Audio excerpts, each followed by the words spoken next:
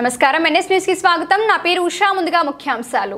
కరీంనగర్ జిల్లా హుజూరాబాద్ నియోజకవర్గంలోని మహాత్మా జ్యోతి బాపులే బీసీ సంక్షేమ గురుకుల బాలికల పాఠశాల ఆవరణలో ప్రమాదకరమైన విద్యుత్ తీగలు చెట్లకు తగులుతున్నాయి।